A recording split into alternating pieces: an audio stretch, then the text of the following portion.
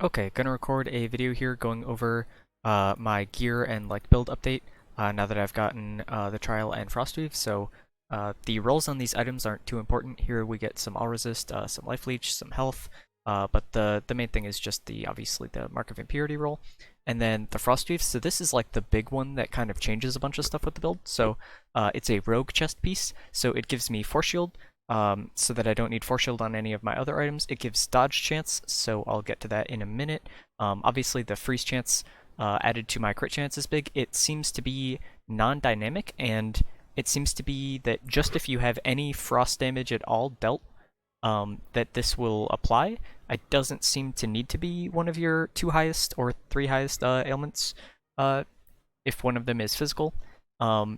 So yeah, I'm not 100% sure on how that works, but basically this is giving me a bunch of crit chance, but using this makes me a lot squishier. So if that doesn't sound like a playstyle that you enjoy being squishy and just relying on dodging stuff, you can definitely get one shot now, but you can still survive like 95, 98% of the time or something, but bosses and some of the untainteds can still one shot you with this, so you're much squishier now, but the damage is much higher. So if that doesn't sound appealing to you, I would recommend just staying with using a heavy chest piece and using Salvatore Anchor, and just that way you can pretty much face tank stuff. So going to my Gate of Fates real quick. So part of the problem is I'm still unsure of exactly how I would fully optimize this and min-max it.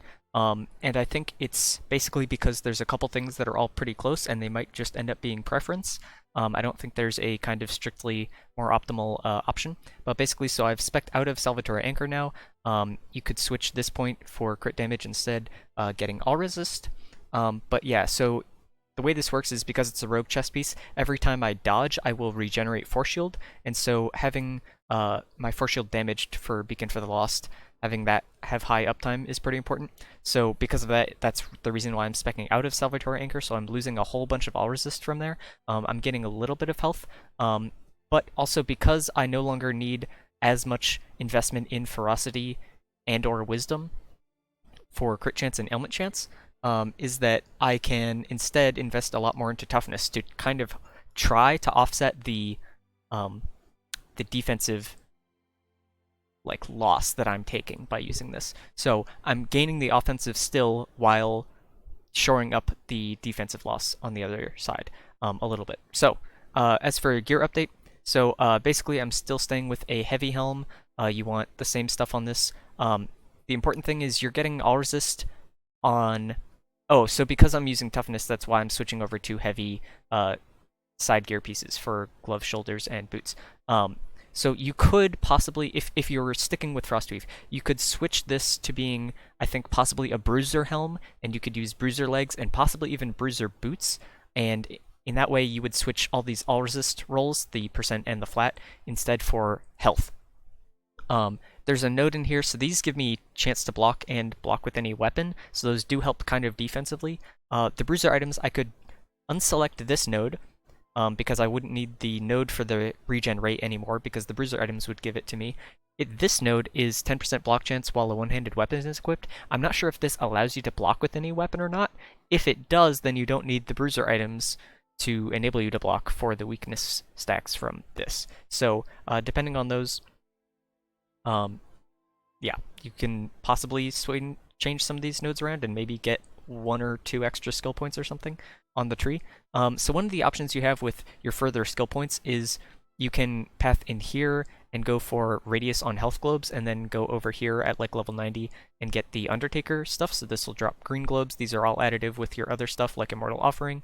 And I think each globe has its own duration on this 5-second buff, but they do stack with each other. And so as you're clearing around the rift, you can stack these up, getting a whole bunch of extra damage from the globes when fighting stuff, but the problem is I feel like I basically one-shot everything right now, except for the boss, and then when the boss spawns, I normally have to take more than 5 seconds to reach the boss, so this benefit will kind of have mostly dropped off when I'm at the boss. And then if there's mobs near the boss that I can get globes from, I could probably just explode them on the boss and just kill the boss faster that way, rather than going for the globes. So I'm not sure that this is really the best option.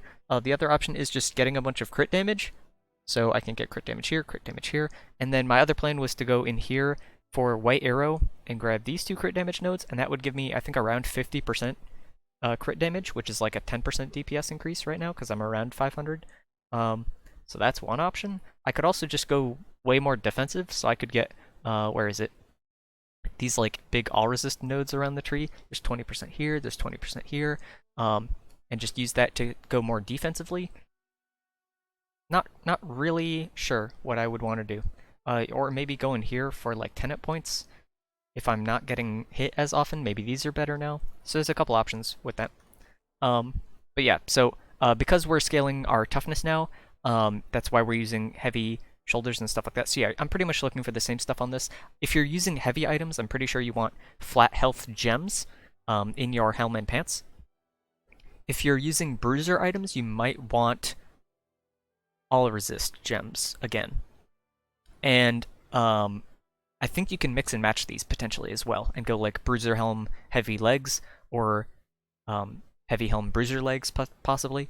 Not really 100% sure on like basically doing some quick estimate napkin math is that they seem to be pretty close in like effective HP to each other within like 5 or 10%. So yeah, I'm not really sure which is the best to go, but yeah, looking for all resist, cooldown transfer time, toughness as a suffix, and then occult damage is okay, flat damage is okay, in like general damage I mean, and then material damage is also probably best, but you wouldn't worry about it too much. There's like multiple options for that, but just a damage roll is good. Shoulders, looking for on shoulders, so yeah, because these have the higher implicit rolls, that's why you're going for defensive rolls on these and the legs.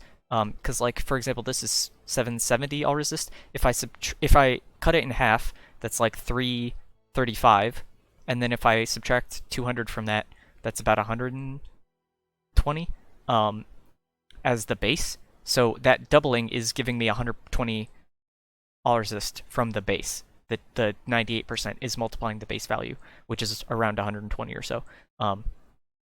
Whereas these, it would double the 59, so I would be getting 60 instead of 120. So this, by getting the defensive rolls on the higher implicit pieces, you're getting a little bit more all resist for your affix rolls, sort of.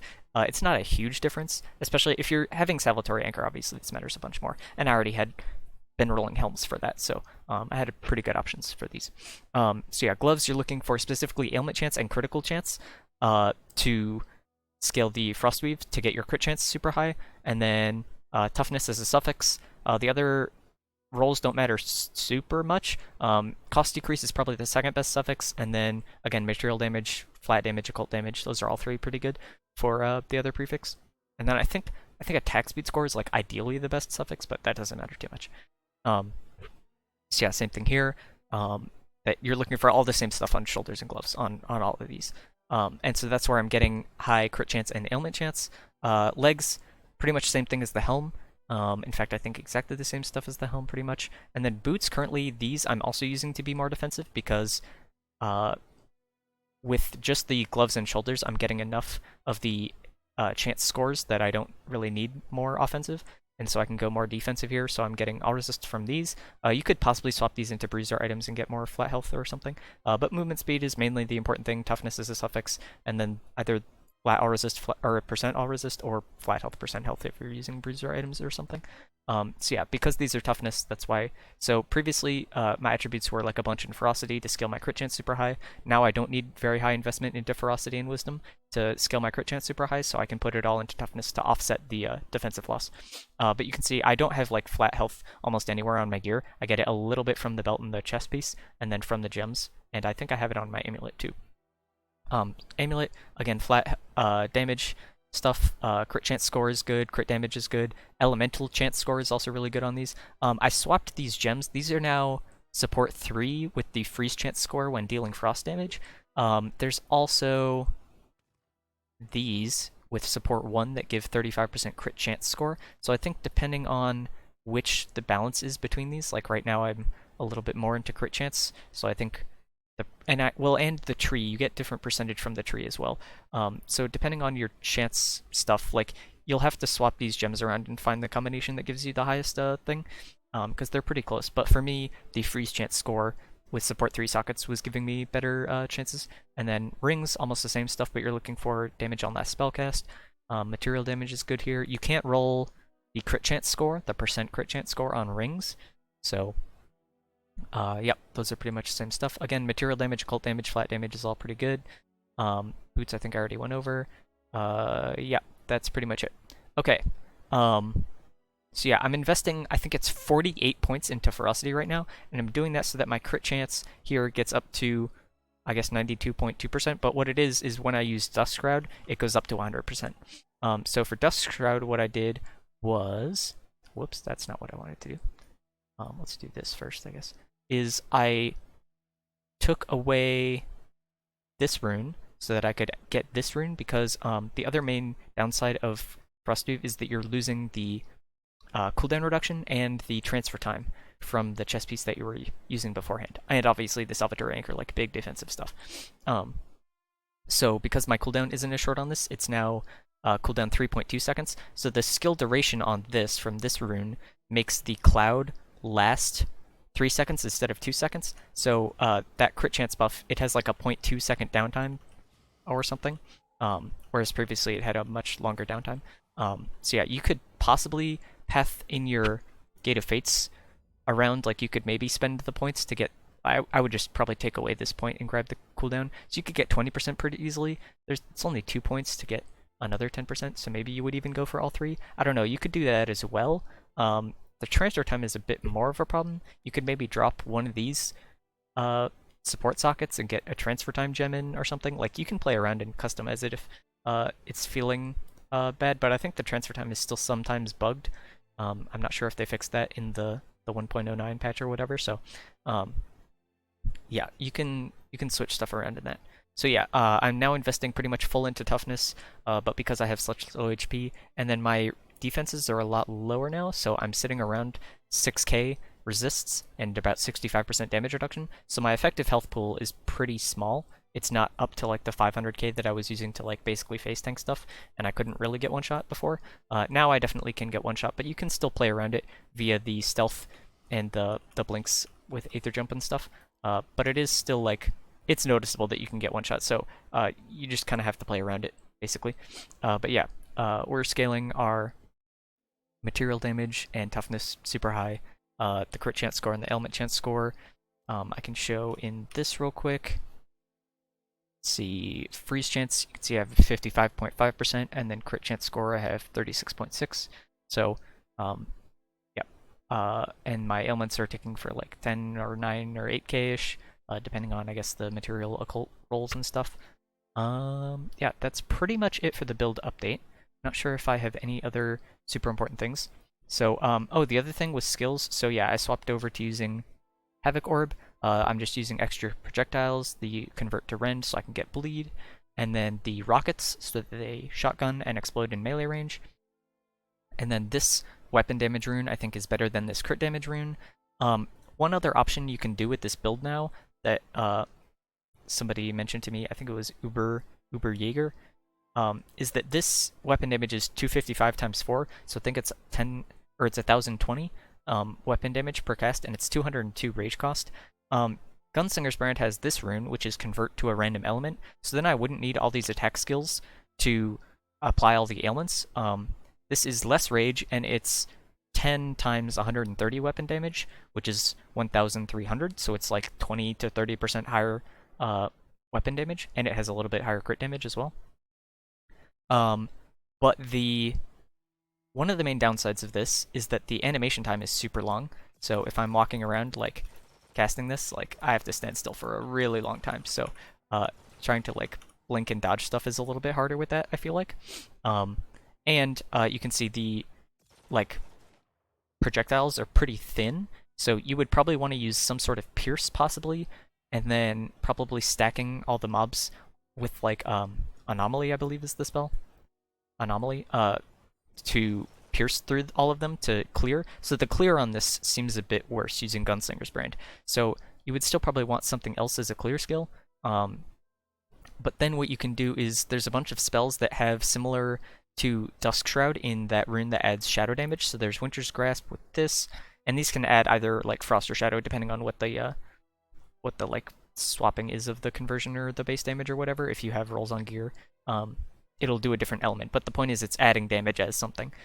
So I think Thunderstrike has it. Winter's Grasp has it. Let's see, Infinity Blades has this. I'm not sure if this applies to yourself. And this also applies on the next attack, so I think that only applies once. It's not like a persistent buff. Consuming Embers has it. Bulwark of Dawn has this. This is, I think, only 15%, but it works the same as like Beacon for the Lost. And then Anomaly is also pretty good at grouping stuff together. So those are some other spells that you could use. Like I could take away Phantom Blades, maybe Wailing Arrows, and Havoc Orb, and just have Railgun and a Gunslinger's Brand, and then I open up like 1 or 2 skill slots where I could use one of those spells or something.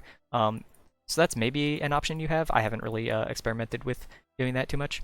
But yeah, that's pretty much how the build looks. It's not like super optimized or anything. I mean, it's optimized for endgame, but like it's not. There's not a clear option, it seems like, from where to go from here in terms of optimizing it further. It seems like most of the stuff is pretty close, or it's just very minor benefits and increases to either like your offensive or defensive stuff, that it's going to be like a less than 10% increase from here. So this seems like a pretty good like, I don't know, plateau of like where the build no longer progresses really in like a multiplicative way or anything. It just seems like kind of a small incremental increase from here. So yeah, kind of hit the diminishing returns on scaling this. But yeah, my damage is pretty high now because this gives me like 35% crit chance basically in one item, because previously I was sitting around 65%. So now I'm basically at 100%. So yeah, this is a huge item for damage. This is obviously pretty huge for damage. It allows me to get an extra skill slot. So yeah, that is it. If you have any other questions, let me know, and I will try and help you out.